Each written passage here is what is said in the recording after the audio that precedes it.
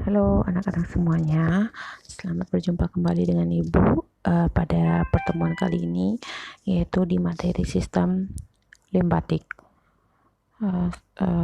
Semoga hari ini anak-anak semua dalam keadaan sehat dan bahagia sehingga bisa mengikuti pembelajaran sistem limpatik kali ini dengan baik.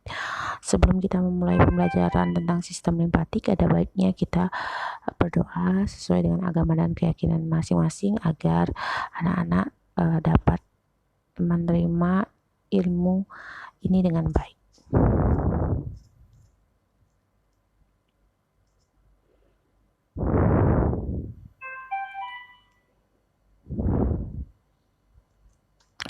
Baik, selanjutnya Ibu akan menjelaskan apa sih itu sistem limpatik. Jadi sistem limpatik di sini adalah suatu sistem sirkulasi sekunder yang berfungsi mengalirkan limpa atau getah bening di dalam tubuh.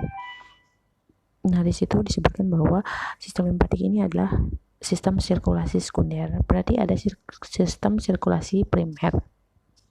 Sebelumnya anak-anak sudah mempelajari tentang apa itu sistem sirkulasi yang pertama yang ada di tubuh kita, yaitu adalah yang utama adalah sistem peredaran darah. Nah, di sini selain sistem peredaran darah juga terdapat sistem peredaran limpa atau sistem limpatik. Sebenarnya sistem limpatik ini akan kembali berujung kepada sistem peredaran darah. Jadi cairan yang terdapat di sistem limpatik itu akan dikembalikan lagi ke sistem peredaran darah, ya. Oke.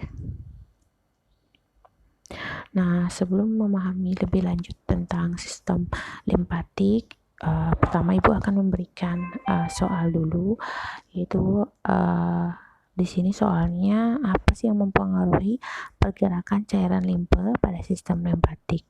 Jadi kalau di peredaran darah itu yang dialirkan adalah darah gitu ya. Kalau di sistem limpatik yang dialirkan pada pembuluh limpatik itu adalah cairan limpa. Nah, apa sih yang mempengaruhi pergerakan cairan limpa ini sehingga dia bisa mengalir di pembuluh darah? Kalau misal di pembuluh limpatik. Kalau misalnya peredaran darah kemarin, darah bisa beredar di dalam tubuh karena bantuan dari pompa jantung. Nah, karena ada pompa jantung, jantungnya memompa darah sehingga darah dari jantung sehingga darah bisa dialirkan ke seluruh tubuh. Nah, kalau di sistem limpatik, kira-kira apa sih yang mempengaruhi cairan limpatik itu bisa beredar di pembuluh limpatik? Nah, itu pertanyaannya. Baik, kita lanjutkan. Di sini kita akan bahas tentang fungsi sistem limpatik, di mana fungsinya yang pertama adalah mengembalikan kelebihan cairan interstisial dan protein plasma dari jaringan ke dalam sirkulasi darah. Di sini mungkin ada cairan interstisial ya. Kalau anak-anak ketahui bahwa kita punya yang namanya cairan di dalam tubuh itu ada cairan intraseluler dan cairan ekstraseluler gitu ya. Nah, cairan ekstraseluler ini salah satunya adalah cairan interstisial. Ada cairan interstisial namanya.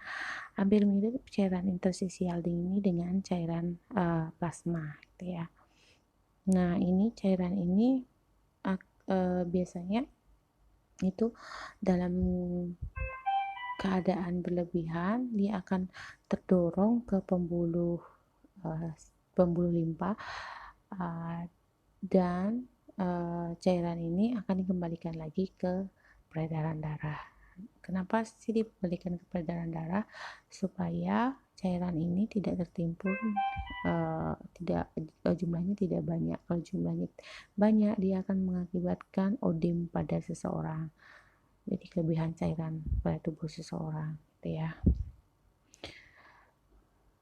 Yang kedua, mengendalikan kualitas aliran cairan jaringan dengan cara menyaring melalui kelenjar-kelenjar limpa sebelum dikembalikan ke sistem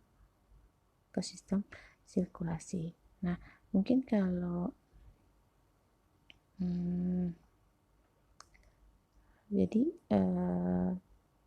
jadi di sini ada namanya kelenjar limpa ya. Jadi sebelum ke kelenjar limpa, kita tahu kan pada pembuluh darah, kita tahu ada pembuluh darah vena dan pembuluh darah arteri serta pembuluh kapiler gitu ya.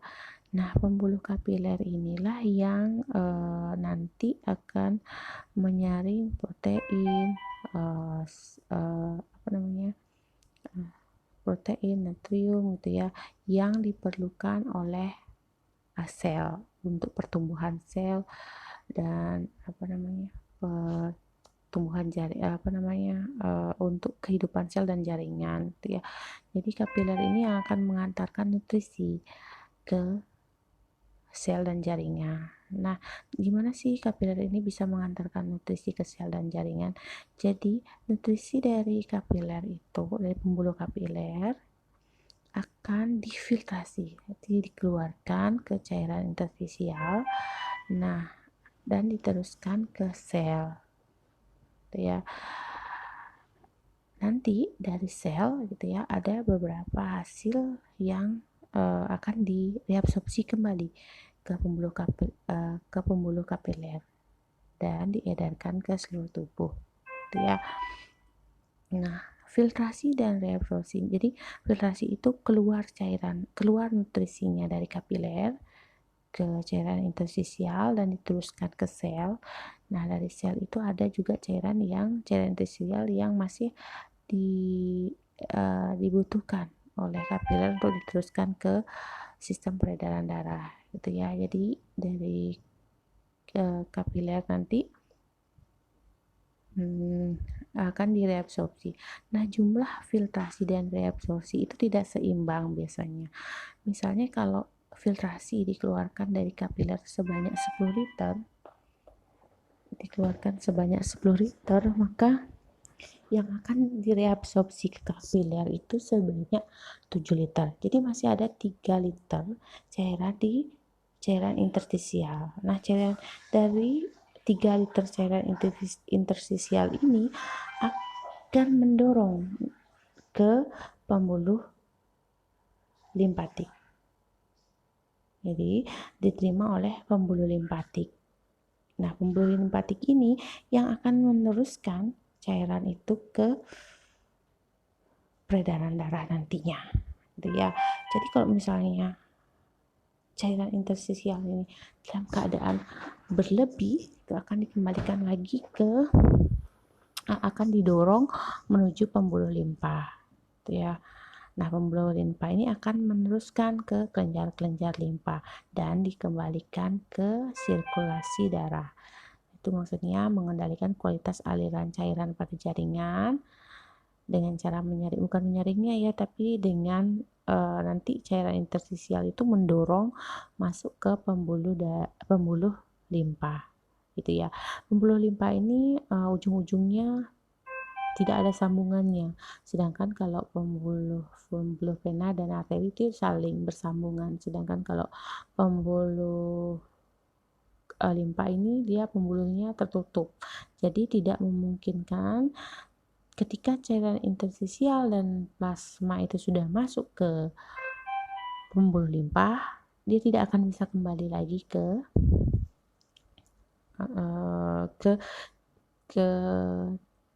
sel atau ke jaringan ke daerah interstisial, ke cairan interstisial. Jadi ke cairan interstisialnya tidak akan keluar lagi kalau sudah masuk, gitu ya.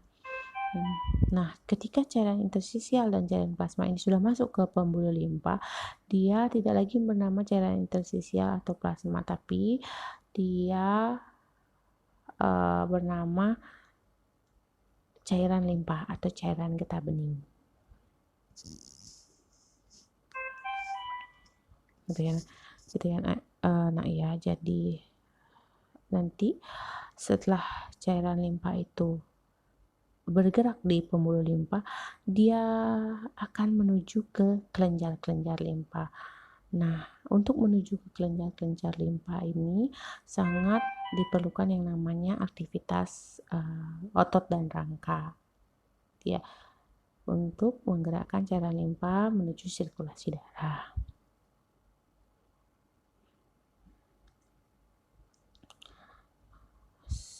selanjutnya adalah mengangkut limfosit dari kelenjar limpa ke sirkulasi darah.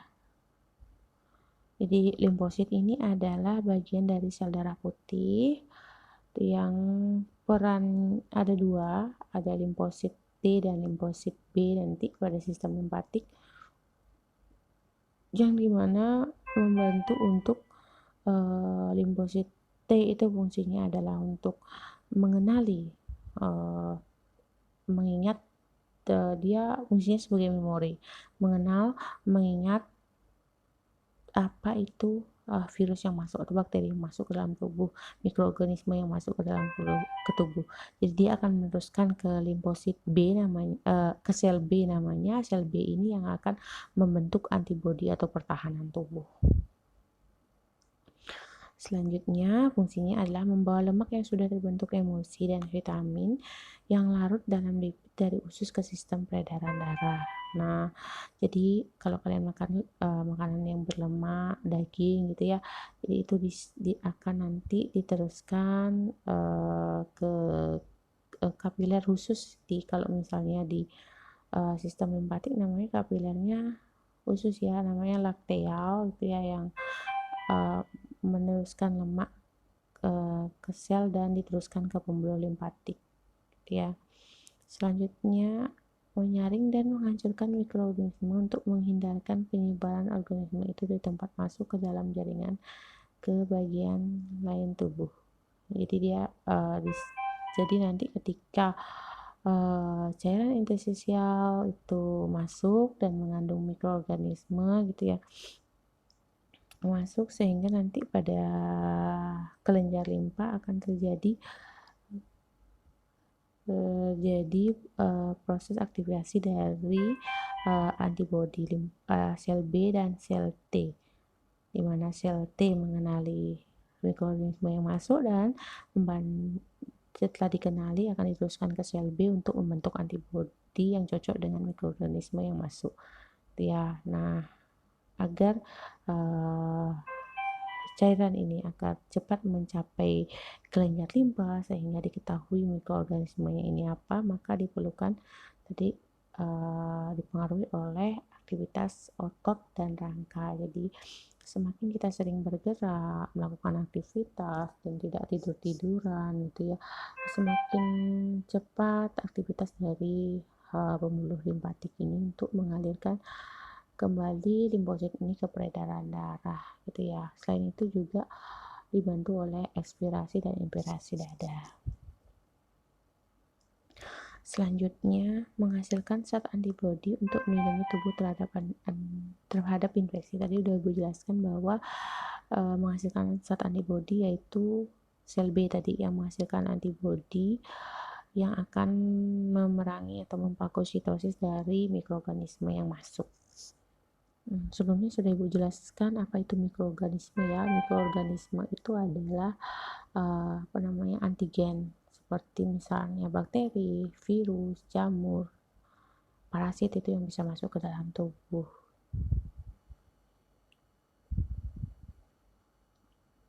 Baik, selanjutnya kita akan ke organ limpatik. Jadi organ sistem limpatik ini terdiri dari dua organ, yaitu yang pertama organ peredaran limpa. Yang pertama itu kapiler limpa.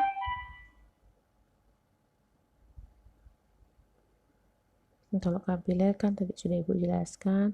Jadi kapiler ini terletak pada ruang antar sel gitu ya, yang nanti akan memfiltrasi nutrisi yang dibutuhkan untuk sel. Tapi ada kapiler limpa khusus dan mempunyai struktur yang unik.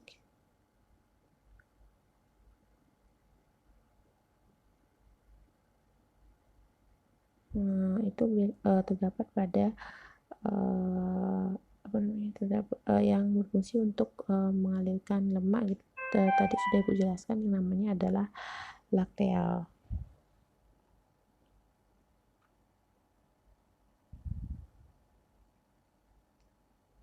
Nah, kalau kapiler limpatik ini juga perannya khusus ya, sama tadi ketika cairan interstisial masuk ke pembuluh limpatik, sehingga dia tidak bisa kembali lagi ke cairan interstisial, cairan yang sudah masuk ke pembuluh limpa.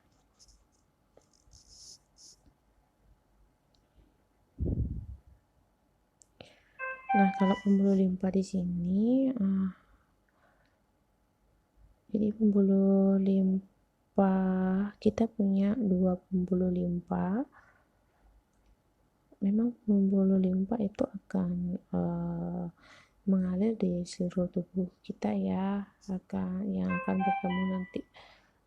Jadi kapiler limpatik menuju ke pembuluh limpa, dari pembuluh limpa itu cairan akan diteruskan di pembuluh limpa itu menuju kelenjar-kelenjar limpa, nanti ada di bawah. Nah, pembuluh limpa ini juga akan meneruskan cairan limpa dikembalikan ke sistem sirkulasi. Nah, pembuluh limpa yang akan mengalirkan cairan limpa ke sistem sirkulasi itu ada 2, yaitu pembuluh limpa kiri dan pembuluh limpa kanan. Pembuluh limpa kiri ini biasanya menerima cairan dari cairan limpa dari bagian kepala bagian kiri, leher, dada lengan kiri bagian atas, dan seluruh bagian tubuh yang terletak di bawah tulang rusuk. Dan nanti setelah itu akan menuju pembuluh darah vena. Selanjutnya itu pembuluh limpa kanan. Pembuluh limpa kanan itu menerima cairan limpa yang berasal dari kanan tubuh kita, kepala bagian kanan, leher bagian kanan, lengan kanan, ada juga sebagian dari dada, jantung, paru-paru, dan akan membalikan lagi ke pembuluh vena. Biasanya sebelum ke vena cava gitu ya, jadi diterima oleh vena yang namanya vena jugularis dan vena subclavia. Jadi vena jugularis dan vena subclavia ini biasanya karena dia clavia ya, berarti dia berada di tulang clavicula. Selanjutnya kita punya organ pengumpul limpa, cairan limpa ya. Yang pertama itu adalah sumsum tulang merah, kurang di sana ya. Jadi sumsum tulang merah ini kalau sebelumnya pada saat pembelajaran tulang kita tahu bahwa sumsum tulang merah ini banyak terdapat di tulang pipih dan tulang pipa pada orang dewasa. Nah, di sanalah tempat terbentuknya yang namanya limfosit atau sel B dan sel T. Cuma nanti sel T dan sel B itu tempat dimatangkannya adalah tempatnya berbeda. Sel B itu dimatangkannya memang di sumsum tulang merah, sedangkan sel T nanti dimatangkannya di kelenjar timus ya. Nah, yang kedua ini yaitu kelenjar timus. Kelenjar timus ini terdapat di tulang, terletak di bagian atas tulang dada.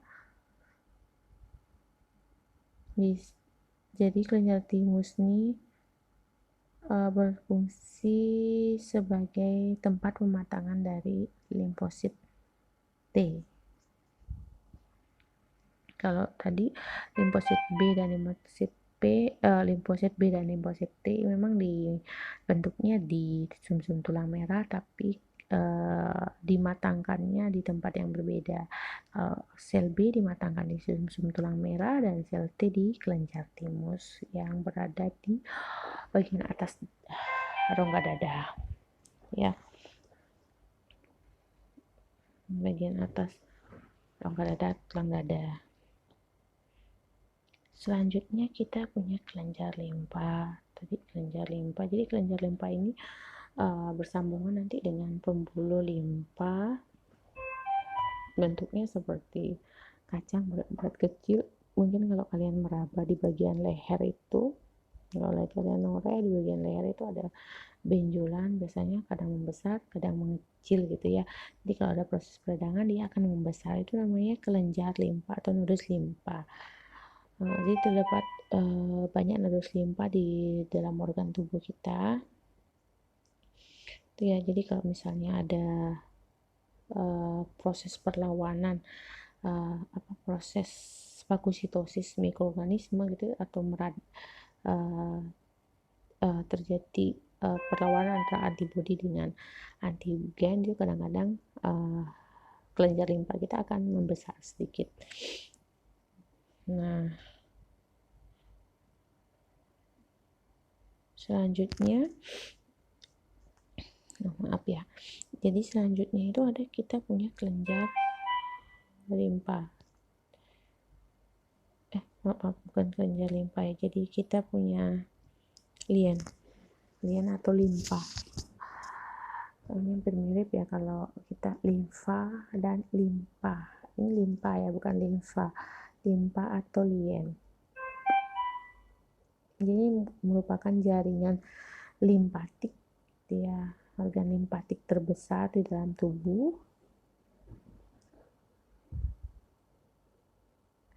Di sini juga limpa mengandung sel-sel limfosit tadi, sel B dan sel B, dan makrofag, di mana dia sebagai fungsi imunitas terhadap mikroorganisme yang masuk ke dalam darah.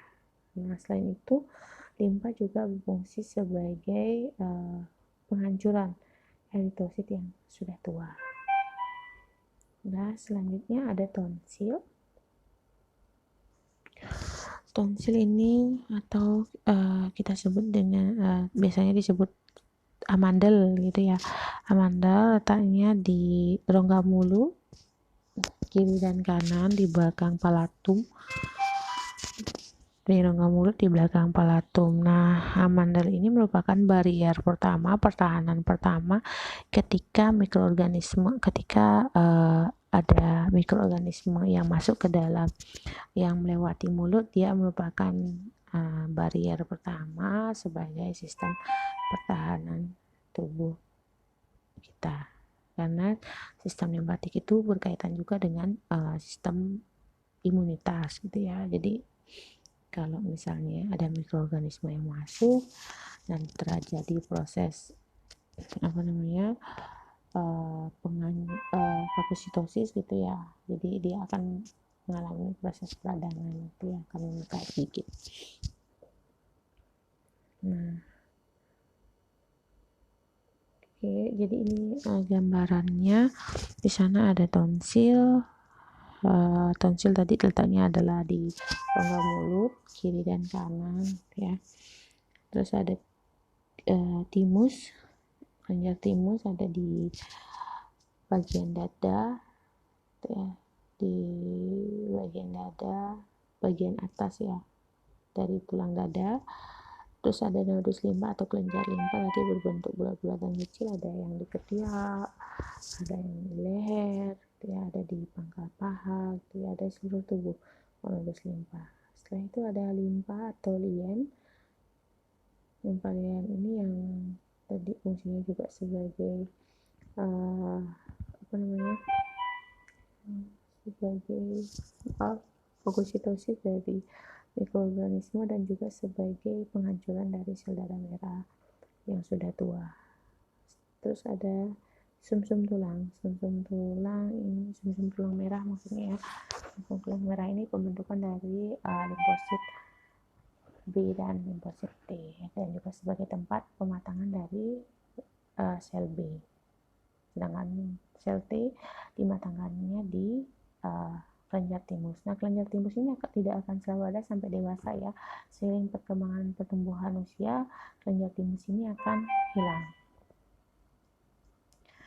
Selanjutnya ada pembuluh limpa. Nah, pembuluh limpa inilah yang akan mengalirkan cairan limpa ke dalam nodus limpa dan akan dialirkan ke pembuluh limpa besar kanan dan kiri. Nah, seluruh gerakan cairan limpa itu cairan limpa di pembuluh limpa. Tadi sudah Ibu jelaskan bahwa itu sangat dipengaruhi oleh yang namanya aktivitas dari aktivitas gerak otot dan tulang, serta adanya gerakan ekspansi dada, ekspirasi dan inspirasi. Jadi maka dari itu sistem pertahanan tubuh kita melawan mikroorganisme, mengenali mikroorganisme, membentuk antibodi, itu kan terjadi di sistem limpatik, yaitu di sel T dan sel B. Maka dari itu kita diharapkan untuk selalu menggerakkan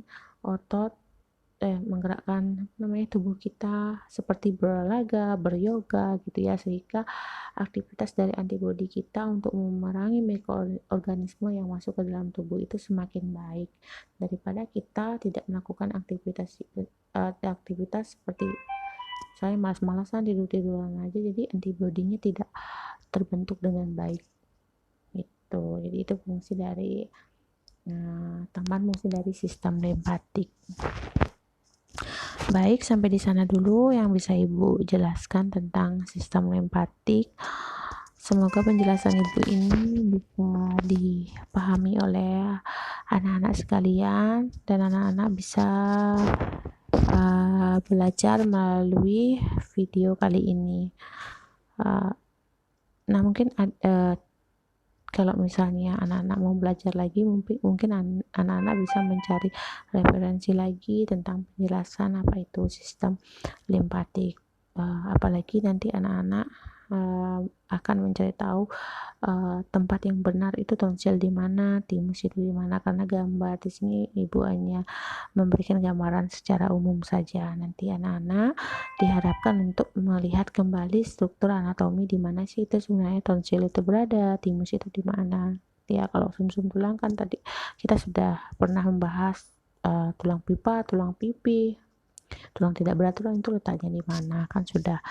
Oke. Baik, itu saja yang bisa Ibu jelaskan kali ini.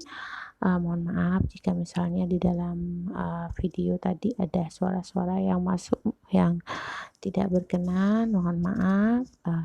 Ibu ucapkan selamat belajar. Sekali lagi terima kasih. Sampai jumpa kita di materi selanjutnya. Bye bye.